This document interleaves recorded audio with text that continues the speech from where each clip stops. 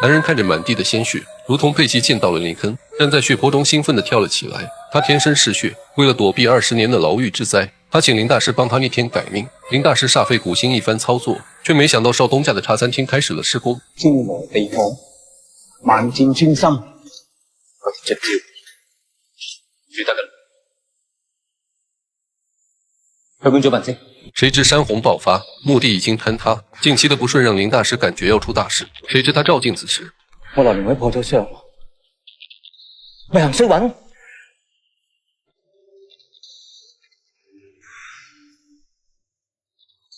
係你啊！明明要你見到單兇案，係你殺人，要我遇到你啊！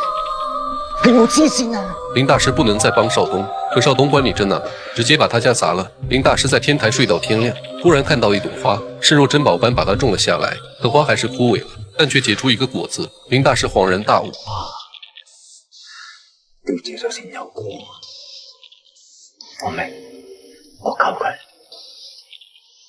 怪花。他在身後紋上靈符，他要跟着所謂的宿命拼一拼，卻沒想到少東閒不住了。他重返血腥的案發現場，乾透的血跡依舊殘留着誘惑的味道。他趴在地上一臉貪婪地享受着，想要殺人的慾望愈發強烈。大師及時出現打斷了少東，此刻他眼中已經出現紅根，當紅根貫穿眼球叫赤脈貫經，少東便會開始殺人。為了拯救少東和無辜的生命，大師為他找到了新的住處，連裝修都改成了監獄風。大師帶着他放生了無數小鳥積攢功德，可仿佛老天都要跟他作對。晚上這些小鳥竟離奇地死在了街上。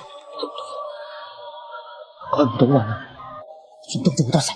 少東發怒質問大師如何收場，大師發現還有一隻小鳥幸存，當感覺有了希望，忽然一隻野貓將小鳥叼走，少東徹底被激怒，掏出刀就追了上去。巧合的是，這一幕剛好被吳警官看到，他以為少東要行兇殺人，便下車跟着走進了一條暗巷，本就被貓惹得一肚子氣，偏偏警察又總是追着自己不放，少東直接動了殺心，想要除掉吳警官。多虧大師及時出現才阻止了少東，大師依舊沒有放棄，他在房間裡寫滿了大悲咒，讓少東全都背誦，只要讓少東的心靜下來，便可以壓制住那份想要殺人的躁動。少東日復一日的學習，終於背下了全篇大悲咒，他的內心安靜下來，兩人繼續開始做善事，每天都為鄰居們免費派粥，一切都在向預計的方向發展。然而吳警官的到來卻再次激怒了少東，好在這次他學會了控制自己，只是躲在廁所裡生悶氣，卻意外發現了雨夜屠夫的作案兇器。看着那帶血的剃刀，少東內心的邪念被再次勾起。等到屠夫回來取兇器時，發現男廁已經被少東鎖了起來。唔該，男廁有冇鎖匙啊？男廁壞咗，用女廁啊。等到晚上下班時，少東便將刀具包偷偷拿走。他不知道自己已經被屠夫盯上。回到家後，看着裡面每一件刀具，仿佛都在誘惑少東使用它們。這時他看見了牆上的經文，立刻背誦起來，化解心中的殺戮。可命運就是愛捉弄人。這時隔壁一個新搬來的美女主動敲響了少東的房門，簡直就是羊入虎口。美女希望少東幫忙修一下電燈泡。就在房間亮起的那一刻，少東才知道美女從事的是技術工種。看着滿屋子充滿誘惑的裝飾，少東再也忍不住了。